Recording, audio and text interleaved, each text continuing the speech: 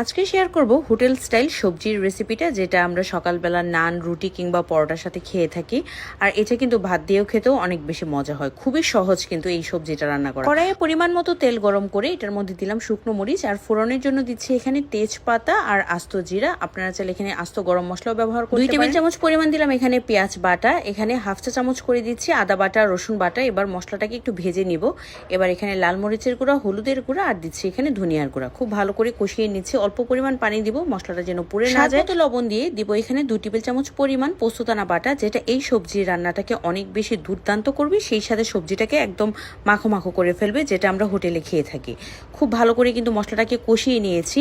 এবার এখানে আগে থেকে হাফ বয়েল করা সবজি আমি অ্যাড করব। সবজির মধ্যে নিয়েছি গাজর, পটল, আলু, চিচিঙ্গা, সেই সাথে অল্প একটু সিমও আমি অ্যাড করেছি। আপনাদের হাতের কাছে যে পছন্দের সবজিটা থাকবে সেটাই দিতে পারেন। আমি এখানে কিন্তু পেঁপেও ইউজ করেছি। এবার অল্প পরিমাণ পানি দিয়ে একদম ঢাকা দিয়ে কিছুক্ষণ সময় রান্না করেছি। 8 মিনিট সময় রান্না করলেই কিন্তু সবজি রান্নাটা কমপ্লিট হয়ে যাবে। নামানোর আগে কয়েকটা আস্ত কাঁচামরিচ, সেই সাথে একটু দিলাম এখানে চিনি। আর এখানে আমি সবজিটাকে একটা ম্যাশারের সাহায্যে একটু ভেঙে দিব। এতে করে কিন্তু খেতে অনেক বেশি দুর্দান্ত লাগে। এটার ফ্লেভারটাকে আরও বাড়ানোর জন্য আমি অল্প পরিমাণ ঘি ইউজ করেছি। এটা টোটালি অপশনাল, তবে দিলে খেতে অনেক দুর্দান্ত লাগে। এটা রুটি বলেন, পরোটা, নান, ভাত সব কিছুর সাথে অসম্ভব মজা হয়। একবার হলেও কিন্তু এই রেসিপিতে ট্রাই করে দেখতে পারেন।